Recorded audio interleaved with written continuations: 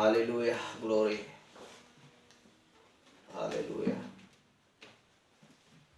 Di saat kita mau mendengarkan firman Tuhan, maka kita harus terlebih dahulu fokus untuk mendengarkan firman Tuhan dan merendahkan hati dan membuka hati dan pikiran kita supaya Roh memberikan dan mengisi firman ke dalam hati kita. Kita mengingat janda Sarfat ketika dia kehabisan tepung dan minyak, dan dia supaya yang datang kepadanya, dia ingin supaya yang datang kepadanya mengisi minyak dan memberikan roti kepadanya sesuai dengan imannya. Itulah yang dia inginkan. Kalau dia tidak menginginkan demikian, maka dia tidak akan memberi tepung yang tinggal sedikit lagi dengan minyak yang tinggal sedikit lagi kepada orang yang datang tersebut. Tetapi karena dia merindukan, ingin dia diisi dan ingin dia diberikan sesuatu yang sangat berharga bagi hidupnya, maka dia taat dan mau mendengarkan apa yang diucapkan oleh pendatang tersebut. Roh datang menawarkan kepada kita supaya kita mengosongkan seperti gelas atau botol, kita mengosongkan supaya Roh mengisi. Yang lama akan berlalu, yang baru akan datang. Itulah firman. Jadi kalau ada sesuatu di dalam hidup kita, kita kosongkan, lalu firman akan diisikan oleh Roh ke dalam hati dan pikiran kita. Haleluya. Jadi kita mengerti dan tahu, karena firman selalu ada di hadapan atau di depan kita, untuk kita ketahui dan untuk siap kita baca siang dan malam. Itulah tidak ada tuntutan bagi Kristus di kedatangan yang kedua untuk mencari-cari dan bertanya-tanya kepada Kristus, bagaimanakah cara jalan untuk supaya bisa masuk surga? Apakah yang harus kami lakukan? Tidak ada lagi pertanyaan seperti itu. Karena semua diajarkan oleh Kristus di sini, dan Kristus pun mengutus seorang nabi di akhir zaman untuk menyingkapkan, membukakan semua misteri, artinya rahasia yang tidak diketahui oleh siapapun. Sehingga Kristus turun untuk menampakkan dirinya kepada seorang nabi, untuk supaya manusia diingatkan lewat pesan, lewat firman, supaya tidak ada penyesalan lagi nanti di kemudian hari. Karena bagi Kristus, seolah-olah tidak ada toleransi.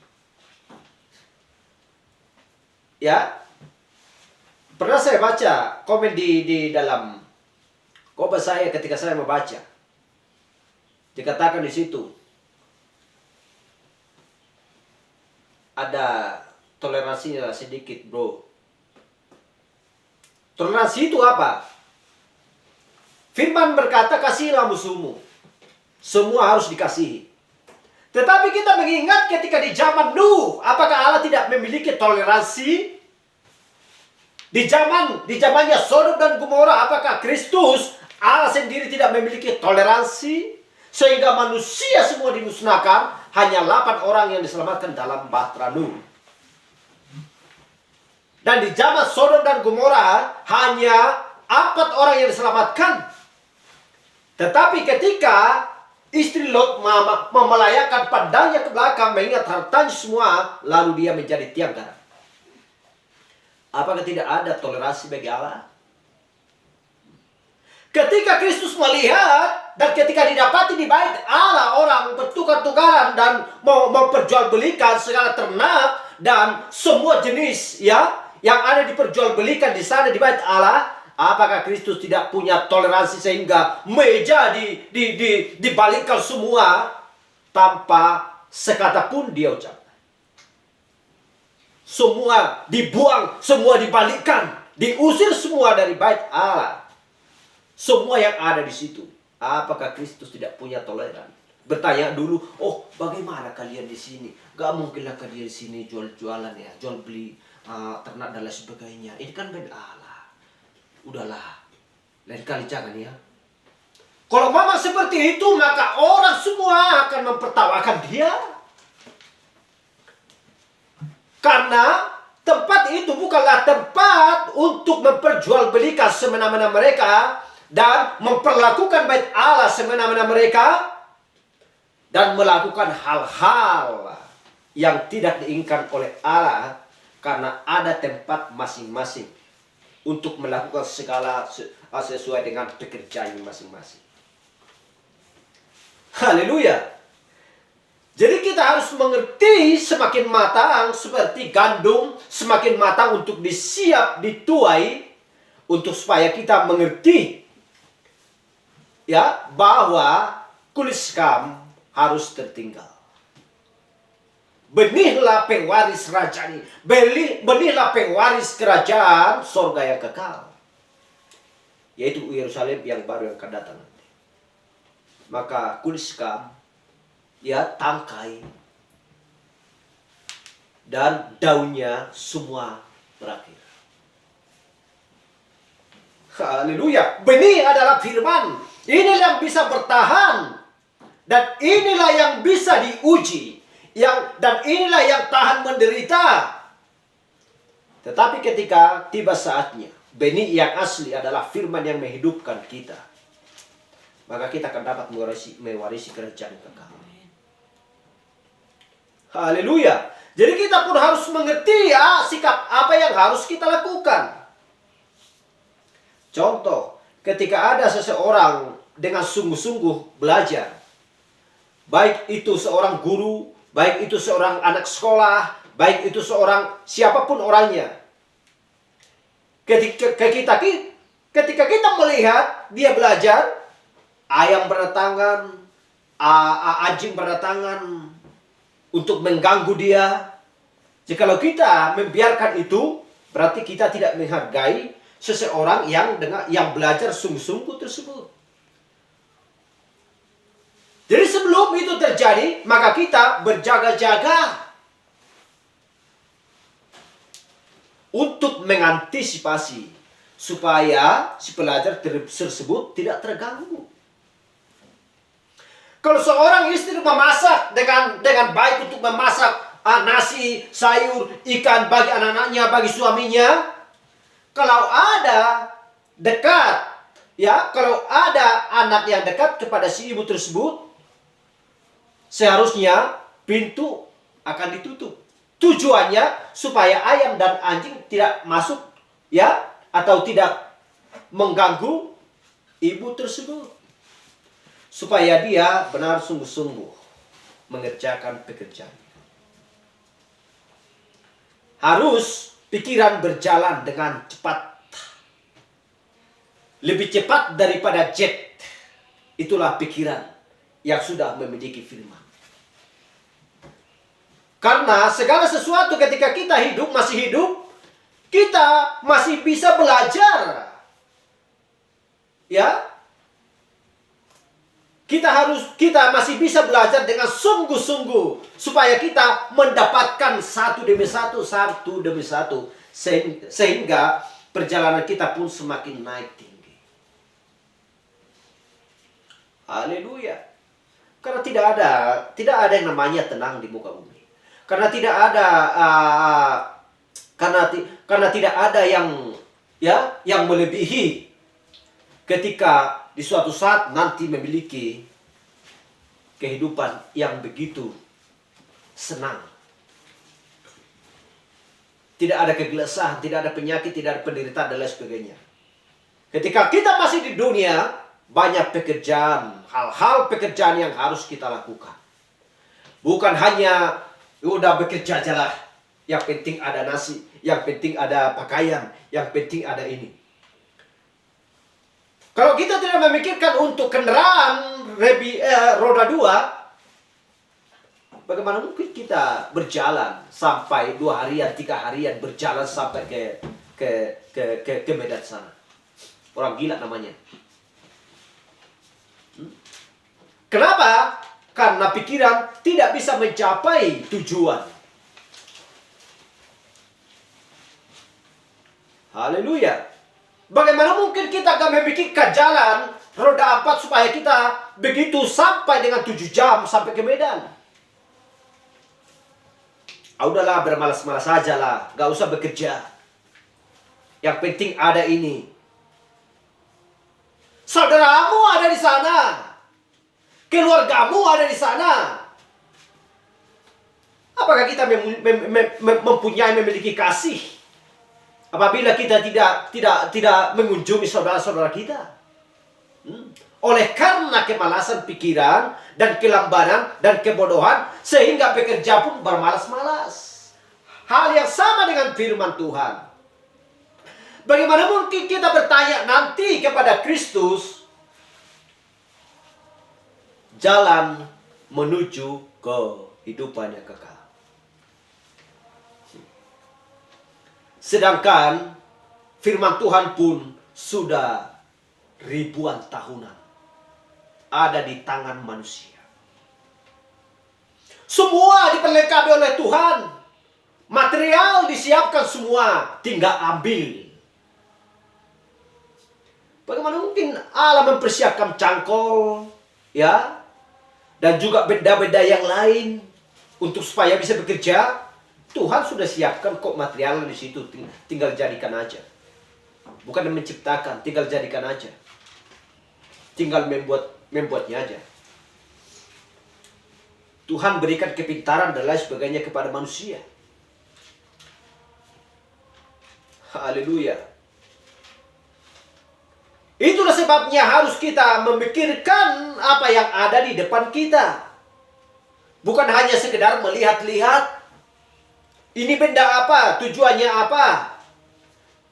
Kaki dan tangan tujuannya apa? Mulut tujuannya apa? Kepala tujuannya apa? Hati tujuannya apa? Kalau tidak demikian, keluarga hancur dan bentrok. Satu dengan yang lain harus bentrok dan tidak bisa selaras dan tidak bisa sejalan. Haleluya. Kalau tidak sejalan guru dengan murid,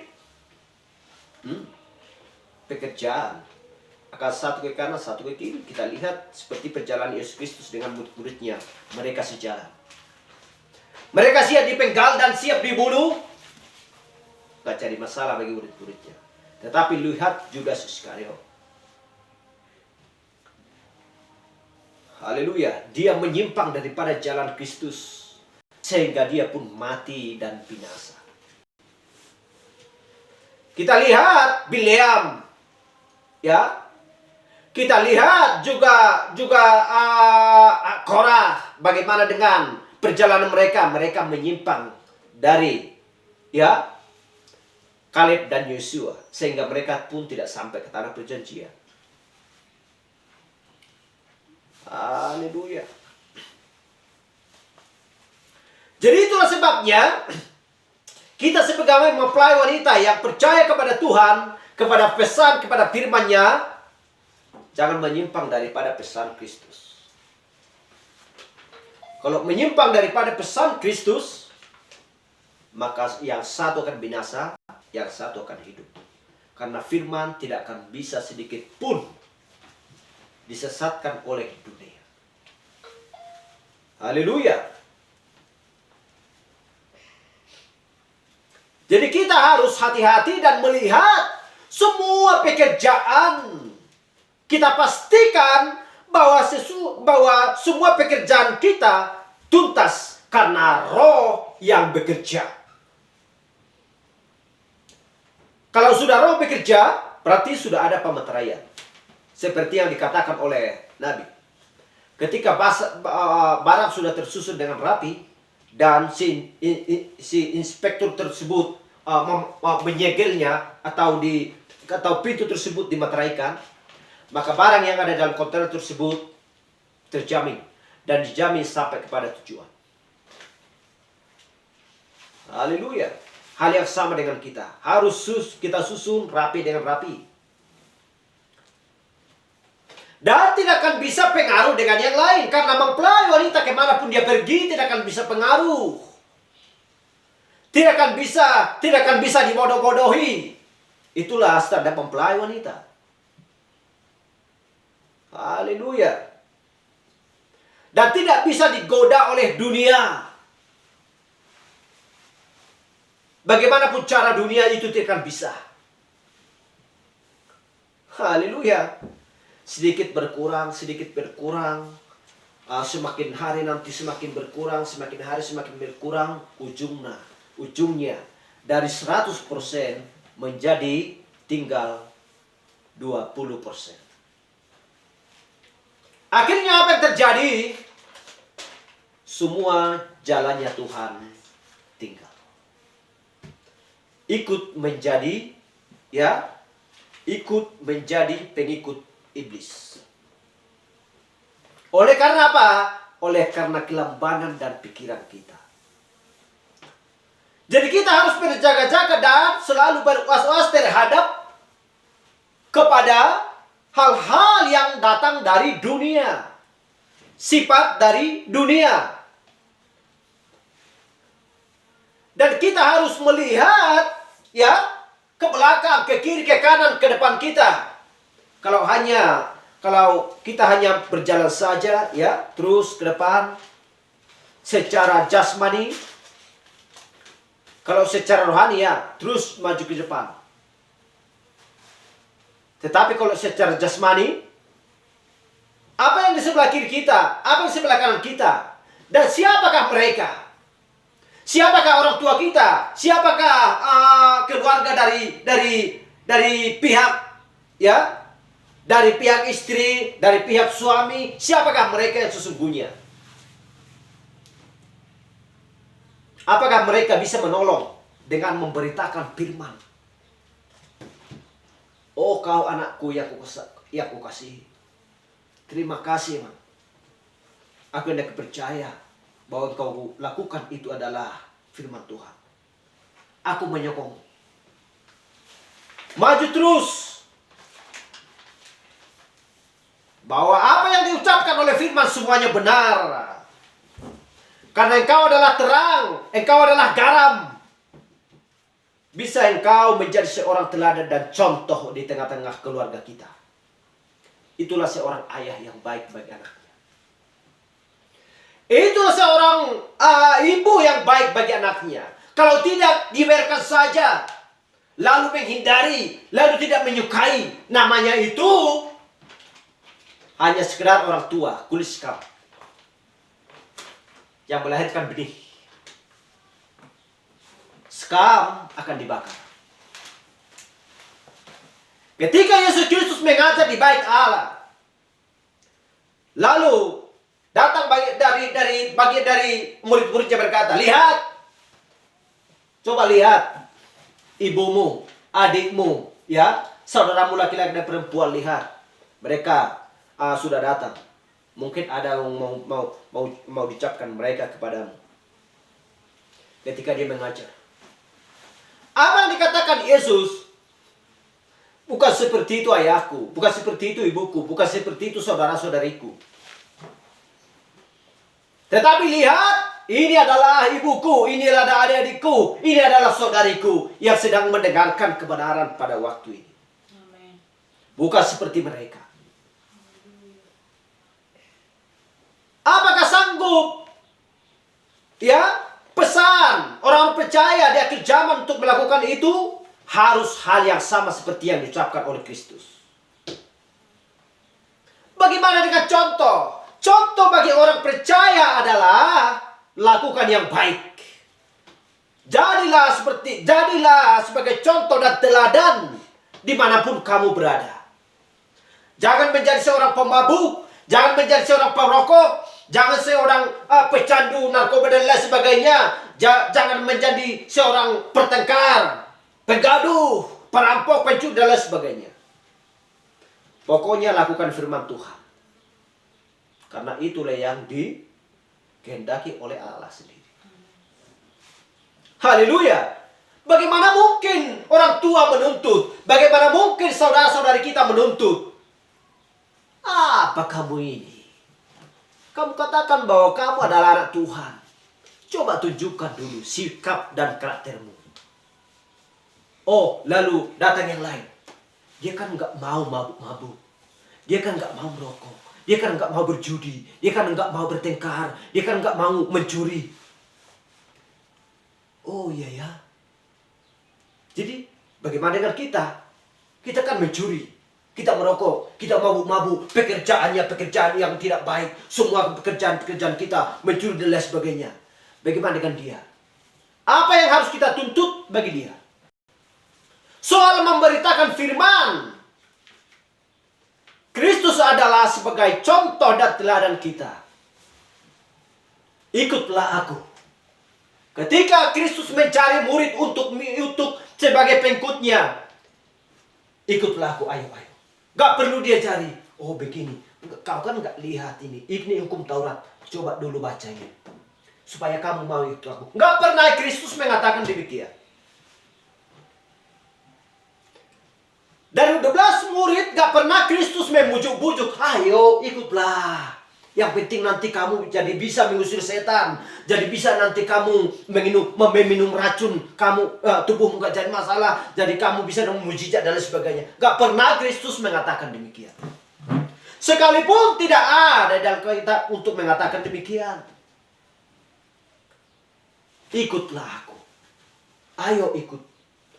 Mereka tanpa tanya meninggalkan saudara-saudarinya, meninggalkan hartanya, semua kekayaannya ditinggalkan hanya mengikut Kristus. Tetapi kita lihat pemuda kaya tersebut, jualah hartamu, ketika Kristus berkata demikian kepadanya. Bagi-bagikanlah kepada orang-orang.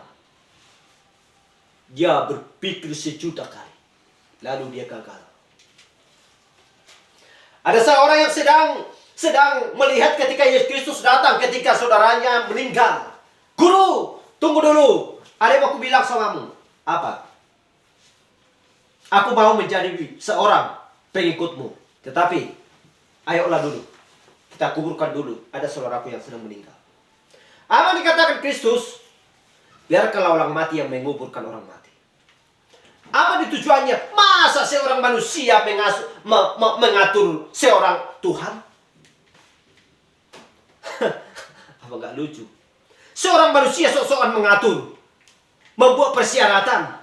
Yang membuat persyaratan adalah hanya satu, yaitu Allah kita, Kristus Tuhan. Tidak boleh seorang manusia membuat persyaratan kepada Allah sendiri, nggak boleh. Tetapi kita lihat tadi dia membuat persyaratan.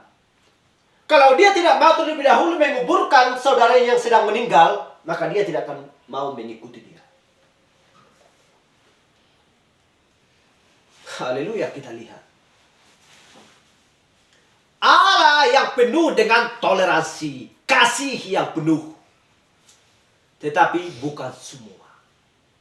Allah terlebih dahulu mengingatkan manusia untuk supaya meninggalkan maut, kematian. Membuat sebuah jalan untuk supaya luput daripada kegelapan. Tetapi manusia sayang mereka tidak mau. Haleluya. Jadi kita harus selalu berjaga-jaga dan melihat dengan siapa kita harus akrab. Dengan firman. Haleluya. Apakah kita harus akrab dengan keluarga-keluarga kita? Akrablah sesama dengan yang mengenal, sesama dengan mempelai, sesama dengan yang tahu firman. Kalau tidak, Allah akan benci dan muak melihat orang seperti yang di kitab Wahyu 17, di kitab Wahyu 3 ayat 17. Karena engkau tidak panas dan dingin. Alangkah baiknya engkau, jikalau engkau dingin atau panas, Tetapi karena engkau ya suam-suam kuku dan tidak dingin dan tidak panas, aku akan memuntahkan engkau dari mulutku. Tidak perhatikan. Allah sangat benci mencampurkan antara gelap dan terang. Allah sangat benci melihat persilangan. Haleluya. Kita lihat loh. Ketika orang stroke dan lumpuh, mati sebelah, hidup sebelah. Apakah baik kita lihat? Orang yang sedang stroke dan lumpuh, mati sebelah, hidup sebelah. Ngerinya. Paling sakit, paling menyakitkan. Kalau ada ya orang yang mengalami seperti itu, kalau ditanya bagaimana perasaanmu, jawabnya adalah lebih baik aku mati daripada seperti ini. Berjalan gak bisa, ya, bekerja gak bisa, apapun yang aku lakukan tidak bisa, karena satu kaki tidak akan bisa berjalan, karena satu tangan tidak akan bisa bekerja. Itulah sebabnya kalau sejalan suami dan istri dengan kokoh, dengan gagah, karena memakai firman Tuhan sebagai senjatanya, maka tidak ada seorang pun yang bisa melawan itu. Kalau searah suami istri untuk melakukan firman Tuhan, semuanya akan beres. Anak-anak pun ya beres semuanya. Di dalam ekonomi pun beres semuanya. Semua lancar berjalan. Karena Kristus dan mempelai wanita menyatu. Haleluya! Itulah yang dinanti-nantikan oleh Kristus sendiri. Mempelai wanita. Kenapa? Karena Kristus memiliki hidup yang kekal. Dan tidak mau Kristus memiliki hidup kekal kalau tidak bersama-sama dengan mempelai wanitanya. Itulah sebabnya dia harus datang menjemput mempelai wanitanya. Haleluya! Supaya benar-benar memiliki pasangan.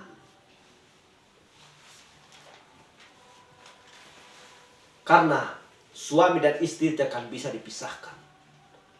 Siapa yang dipersatukan oleh Allah tidak bisa dipisahkan oleh manusia.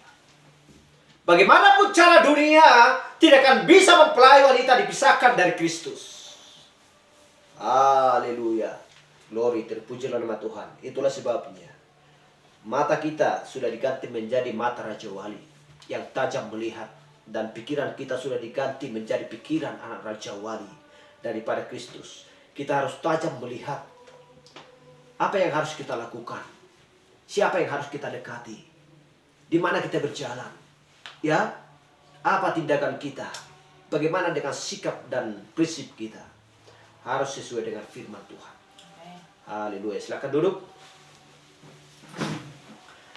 Mari kita buka Alkitab kita.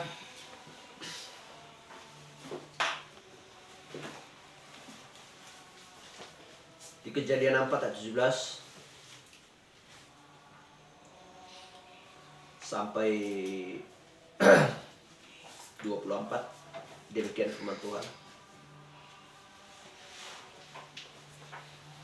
Kain bersetubuh dengan istrinya dan mengandunglah perempuan itu, lalu melahirkan Henok. Kemudian Kain mendirikan suatu kota dan dinamainya kota itu Henok, menurut nama anaknya.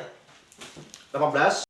Bagi Henok lahirlah Irak, dan Irak itu memperanakan Mauel, dan Mauel memperanakan Matusael, dan Matusael memperanakan Lamek. 19. Lamek mengambil istri 2 orang, yang satu namanya Ada dan yang lain Jila. 20. Ada itu melahirkan Yabal. Dialah yang menjadi bapa orang yang diam dalam kemah dan 21. Nama adiknya ialah Yubal. Dialah yang menjadi bapa semua orang yang memainkan kecapi dan suling. 22. Jila juga melahirkan anak, yakni Tubal Kain, bapa semua tukang tembaga dan tukang besi. Adiknya perempuan Tubal Kain ialah Naamah. 23. Berkatalah Lamek kepada kedua istrinya itu, Ada dan Jila, Dengarkanlah suaraku, hai istri-istri Lamek. Pasanglah telingamu kepada perkataanku ini. Aku telah membunuh seorang laki-laki karena ia memukul aku. Membunuh seorang muda karena ia memukul aku sampai bengkak. Ayat 24. Sebab jika Kain harus dibalaskan 7 kali lipat, maka Lamek 77 kali lipat.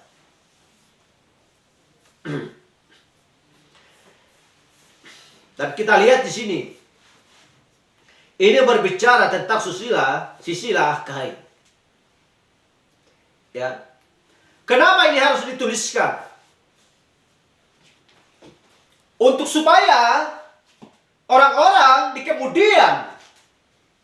kemudian hari, ya, di kemudian pada waktu orang ini masih hidup, supaya mengerti. Itulah sebabnya, ya, dikatakan kepada anak-anaknya, kepada istrinya, ketika ada orang yang sedang memukul dia sehingga dia membunuh. Haleluya. Memukul dengan membunuh tidak sama. Kalau memukul namanya memukul.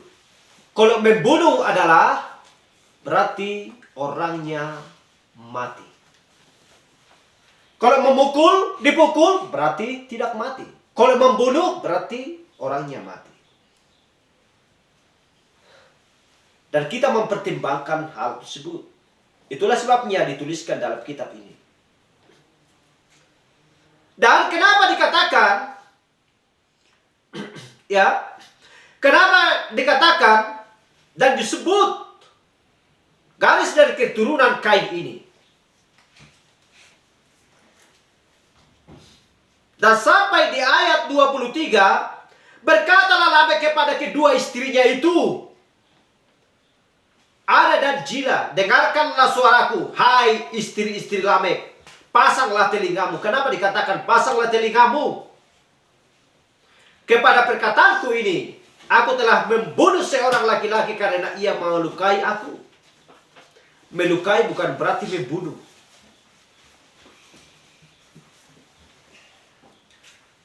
Membunuh seorang muda karena ia memukul aku sampai bengkak. Kenapa dikatakan? Sebab jika Kain harus dibalaskan 7 kali lipat, maka Lamek 77 kali lipat. Kita perhatikan di sini. Kita perhatikan. 77 kali lipat.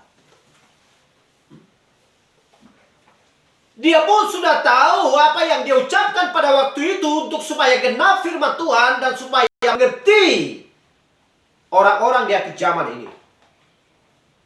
Apa tujuan?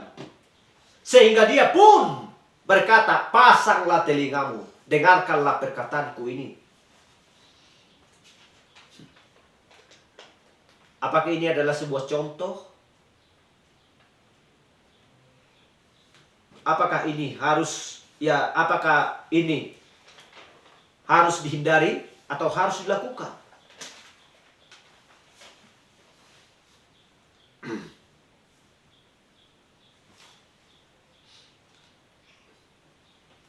Kita lihat di Kejadian 4:16. Lalu Kain pergi dari hadapan Tuhan dan ia menetap di tanah Nod di sebelah timur Eden. Dan kita melihat tadi Kejadian 4 ayat, dan kita melihat di Kejadian 4:21. Nama adiknya ialah Yubal. Dialah yang menjadi bapa semua orang yang memainkan kecapi dan suling.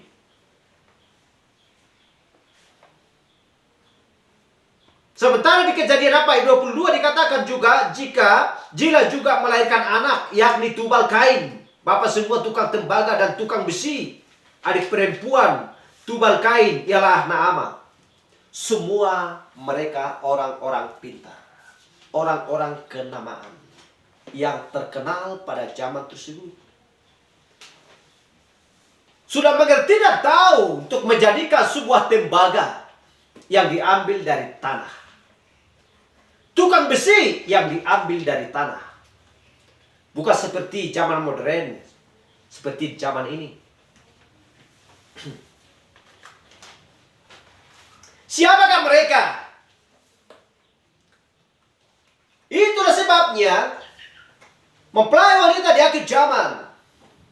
Apakah kita lebih cenderung kepada hal-hal dunia daripada hal-hal dari surgawi? Apakah kita lebih sibuk melakukan pekerjaan kita daripada mengingat firman? Oh ya bro, apakah salah bekerja dengan sibuk? Bisa kok sibuk, tapi tidak terlalu.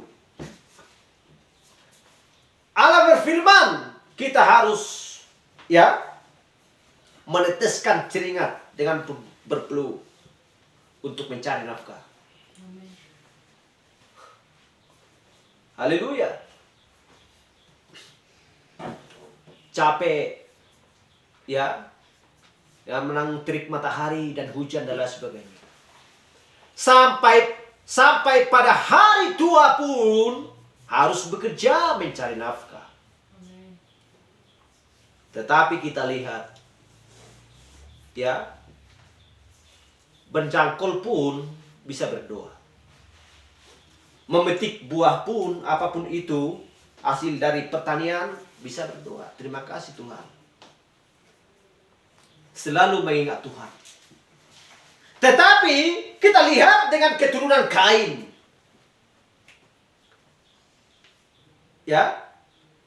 Apa yang mereka lakukan? Mereka mulai sukses untuk melakukan pekerjaannya. Sehingga mereka tidak peduli kepada Tuhan. Tidak peduli dengan saudaranya. Ketika Kain mati, siapa yang lahir? Adalah Set. Setelah Set, siapa yang lahir lagi? Enok. Kita lihat. Ketika mereka melahirkan anak-anak dan perempuan, apa yang sedang terjadi? Terjadilah kawin percampuran antara anak-anak Allah dan anak manusia, yaitu keturunan Kain. Itulah yang membuat Allah murka, sehingga Allah pun mendatangkan air bah.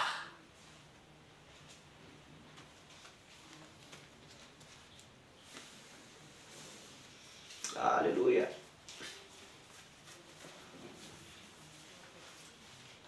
Jadi kita melihat Sisila ini dari keturunan Kain.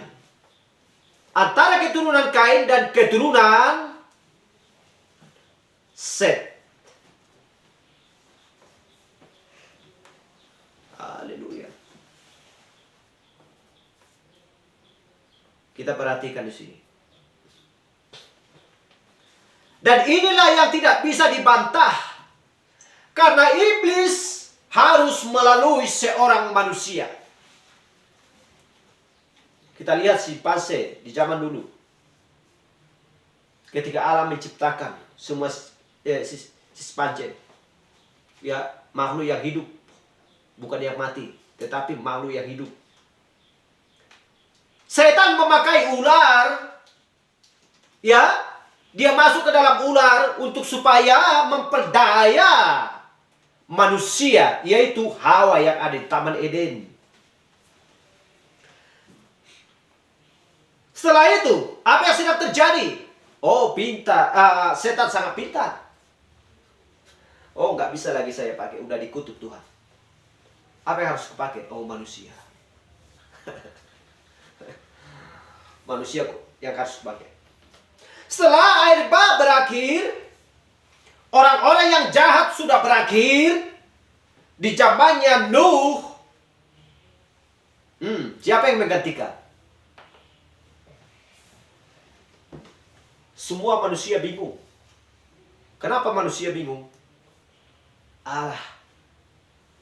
8 orang yang ada dalam bahtera, itu kan pilihan Tuhan. Lalu, dosa dari mana datang? Kejahatan dari mana lagi berasal?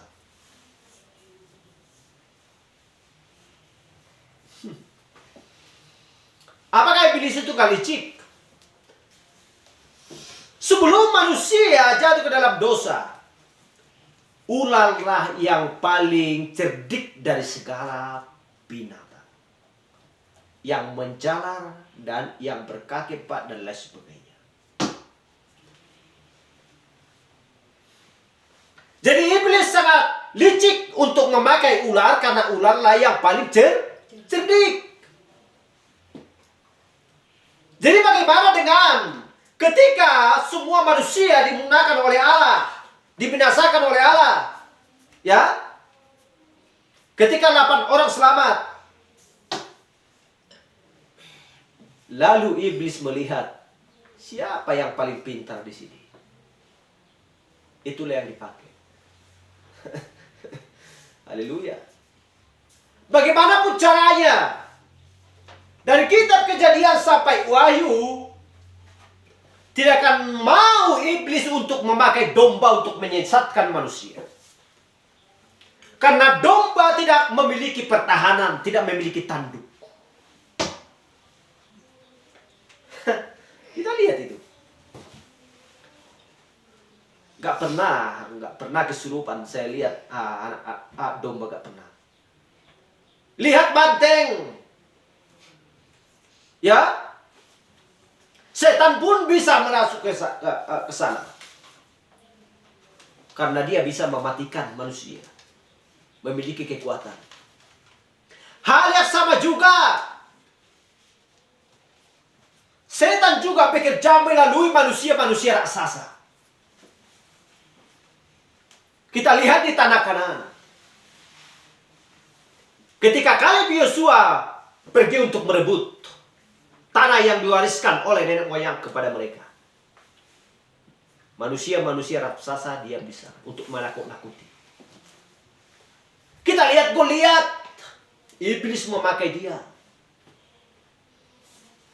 Tetapi kita lihat domba yang kecil, ya, yang tidak punya kekuatan dan tidak berdaya. Siapakah dia? Daud. Tetapi bisakah dia dipakai oleh iblis? Tidak akan bisa. Haleluya.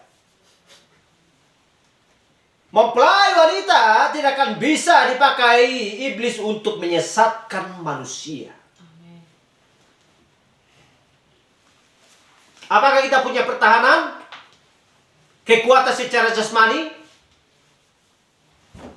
Bagaimana dengan rohani? Kalau sudah rohani berbicara, ya, dari dalam mengucapkan, jangan takut. Hai Kaleb Yosua, jangan takut. Anggap aja mereka semua belalang-belalang. Oh iya, aku yang tidak percaya bahwa Allah yang memberi dan Allah yang mengambil. Allah yang menciptakan langit dan bumi dan segala isinya. Lalu mereka berangkat dan tidak pernah takut dan gentar untuk menghadapi musuh. Karena Tuhan tidak pernah mengajarkan kepada manusia, oh, kau nanti menjadi seorang petinju yang terkenal di dunia.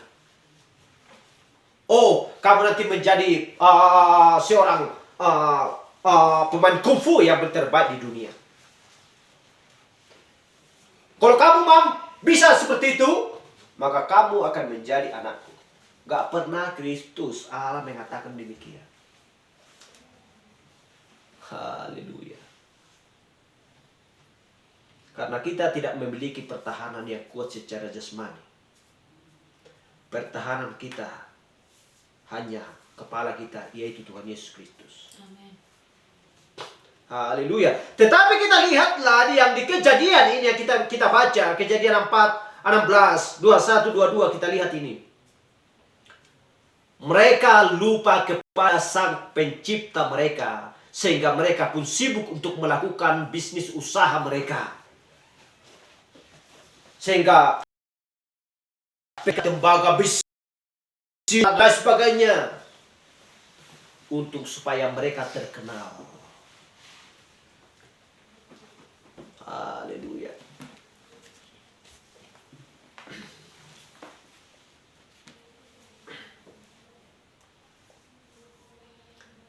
Tapi kita lihat, ya, tubuh Allah adalah kita, kepala kita adalah Kristus, dan tidak bisa dipisahkan, itu selalu menyatu. Kalau sudah berpisah daripada Kristus, hilang dan upahnya adalah kematian. Haleluya. Ketika Kain memisahkan diri daripada Allah, upahnya adalah kematian. Kita lihat. Apakah ada satu orang benih daripada Kain itu yang selamat? Tidak ada. Kenapa terjadi demikian? Kenapa tidak ada satu orang pun yang dikasihi Allah daripada keturunan Kain? Apakah Allah itu tidak sang pengasih? Sehingga satu orang pun gak ada yang selamatkan. Siapa yang salah? Kain sendiri yang salah. Kenapa salah? Dia meninggalkan Allah. Dengan cara bagaimana dia meninggalkan? Dia tidak mau melakukan perintah Allah. Apa rupanya perintahnya? Lakukanlah seperti yang dilakukan oleh adikmu, maka aku akan mengindahkannya. Masa hanya perkara sedikit, hanya seekor domba saja yang dipersembahkan sebagai korban persembahan kepada Allah, tidak mau dia lakukan. Tidak mau dia melakukan. Kita bayangkan, nasib seorang apakah nasibnya itu? Kain, lakukanlah seperti yang dilakukan oleh adikmu. Kan ada di situ domba. Sembelihlah, persembahkanlah kepadaku, supaya kesalahanmu apapun yang kau minta aku berikan. Kain. Tetapi apa yang terjadi? Hatinya berbalik.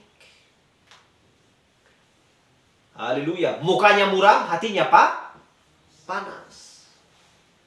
Sehingga dia tidak mau mendengarkan Allah sendiri. Masa dia tidak mau mendengarkan Allahnya yang menciptakan manusia? Waduh. Apa yang terjadi? Bagi keturunannya semua yang tukang tembaga, tukang besi, tukang kaca dan lain sebagainya, mati semua, berakhir. Tidak ada satu orang pun yang tersisa. Haleluya. Bagaimana dengan Set? Siapakah pewaris kerajaan yang kekal? Dari garis keturunan siapakah? Set. Haleluya. Glory. Suasana bisa diubahkan karena itu janji Allah. Itu kewajiban Kristus sendiri memberikan hak kepada kita untuk mengubah sesuatu. Dengan apa? Dengan iman dan doa. Dengan cara melakukan firman Tuhan. Itulah sudah kita pada waktu yang ini adalah kuasa pengubahan. Haleluya.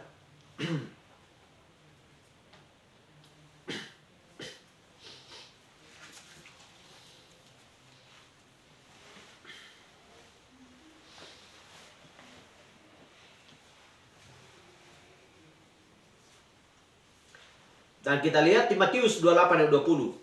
Dan ajarlah mereka melakukan segala sesuatu yang telah aku perintahkan kepadamu. Dan ketahuilah aku menyertai kamu senantiasa sampai kepada akhir zaman.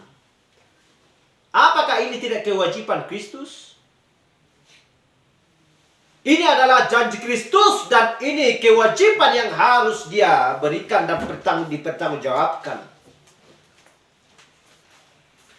Apakah ini benar? Benar. Aku akan menyertai kamu senantiasa sampai pada akhir zaman. Haleluya. Dan Markus 16 ayat 16 berkata, Siapa yang percaya dan dibaptis akan diselamatkan, tetapi siapa yang tidak percaya akan dihukum.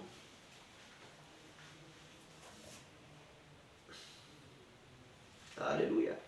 Tanda-tanda ini akan menyertai orang-orang yang percaya. Mereka akan mengusir setan-setan, dan demi namaku mereka akan berbicara dalam bahasa-bahasa yang baru bagi mereka. Mereka akan memegang ular, dan sekalipun mereka minum racun maut, mereka tidak akan mendapat celaka. Mereka akan meletakkan tangannya atas orang sakit, dan orang sakit itu akan sembuh. Kenapa? Karena Tuhan sudah berjanji. Rasul Paulus sudah mengingatkan di Ibrani 13 ayat 8, Yesus Kristus tetap sama baik kemarin maupun hari ini dan sampai selama-lamanya. Apakah dia pernah berbeda? Enggak pernah. Manusianya yang berbeda. Manusianya sifat manusia yang berbeda-beda, yang berubah-ubah. Tetapi firman selalu sama. Kemarin, hari ini, sampai selama-lamanya. Manusia yang berbeda-beda. Manusia yang berubah. Itulah sebabnya kita harus selalu menghadap senjata kita, yaitu firman kemanapun kita pergi. Seperti yang dikatakan Nabi, nah, kemanapun kamu pergi, selalu mempelai wanita Kristus. Dimanapun kamu berada. Gak peduli mau ke negara yang lain, ke negara yang sana, kemanapun kamu pergi. Karena saya ingatkan, nah, bahwa Kristus tetap sama. Hari ini, kemarin, hari ini, sampai selama-lamanya. Jika Kristus ada di dalam kamu, berarti sikap dan karakter kamu harus sesuai dengan firman dimanapun kamu berada. Haleluya, glory. Kenapa? Itu yang dimaksudkan. Jika Kristus tetap sama, berarti ketika kamu pergi keluar dari rumah, tidak menjadi merokokkan? Tidak. Tidak jadi berjudikan? Tidak. Tidak jadi mabuk-mabukan kan? Tidak. Bagus. Berarti firman yang ada di dalam kamu sesuai dengan sifat kamu, karena firmanlah yang mengontrol kamu, yaitu roh. Sehingga membuat kamu tidak pernah berubah. Berarti Kristus ada dalam kamu, dan kamu pun ada di dalam Kristus. Itu baru cocok dan pas. Klop bahwa kita adalah tubuh Yesus Kristus. Bagaimana mungkin saya seorang ayah bersenang-senang di sana? Makan capcay dulu Minum susu dulu Padahal anak saya nggak pernah di rumah minum susu, nggak pernah makan yang enak. Ya, itu bukan seorang ayah yang baik. Ketika memakan sesuatu yang enak di luar sana, kalau dia tidak mengingat anak-anaknya dan istrinya, orang yang tidak waras. Kenapa? Dikatakan anaknya bagian dari tubuh saya. Lalu kenapa nggak diingat? Itulah Kristus selalu mengingat mempelai wanitanya, mengingat semua manusia, tetapi manusia itu tidak mau mengingat Kristus, sehingga melakukan firman-Nya pun mereka tidak mau. Ketika Kristus, engkau adalah tubuhku. Enggak, aku enggak tubuhmu. Kamu kan sosok orang percaya, sosok ini dan lain sebagainya. Masa nggak bisa bebas? Udahlah. Kalau kamu mengatakan, silahkan. Haleluya. Ketika Kristus mati di kayu salib, kita lihat air mata siapa yang bercucuran? Air mata orang yang percaya. Kenapa? Karena orang percaya itu merasakan betapa sakitnya yang ditanggung, yang dirasakan oleh Kristus di kayu salib. Kalau tidak itu dirasakan, maka dia tidak bisa disebutkan sebagai tubuh Yesus Kristus. Itulah sebabnya seorang ayah dan ibu memperjuangkan anaknya kemanapun, habis pun hartanya semua dijual, habis mobilnya semua dijual, untuk mengobat, untuk membawa anaknya berobat sampai kemanapun supaya sembuh. Kenapa? Karena anaknya itu bagian daripada tubuhnya. Haleluya. Datanglah si Kain yang tidak menyimpang, yang mengakui bahwa Allah adalah sang pencipta, tetapi dia tidak mau melakukan seperti yang dikatakan oleh Allah sendiri. Seandainya Kain mau, mempersembahkan korban sembelihan itu, yaitu anak domba kepada Allah sendiri, berarti Kain menganggap bahwa dia adalah benar-benar anaknya Allah. Itu tandanya, itu buktinya. Kalau saya bersenang-senang di sana, main judi, mau pergi ke dansa-dansi sana, bersenang-senang, padahal anak saya bekerja, sedikit makan nasi, tidak punya uang. Seorang ayah bersenang-senang, ayah bagaimana itu? Jangan pernah mengucapkan bahwa dia adalah anakku, dia adalah bagian dari tubuhku. Omong kosong.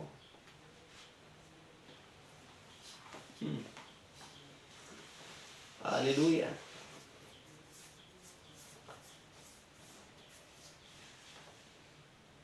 Kristus adalah teladan kita. Seorang ayah dan seorang ibu yang baik, yang selalu mengucapkan, memberitakan firman kepada anaknya. Seorang ayah dan ibu adalah sebuah, sebagai teladan dan contoh bagi anak-anak.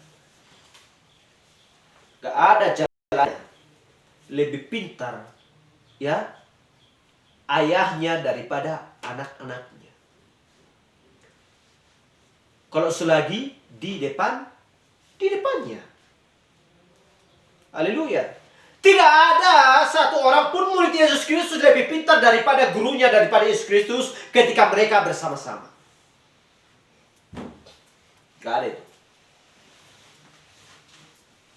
Haleluya. Tetapi ketika Kristus pergi, meninggalkan mereka, dia mengutus roh, kepercayaan orang pun semakin surut. Kalau seorang ayah dan ibu pergi, contohnya ke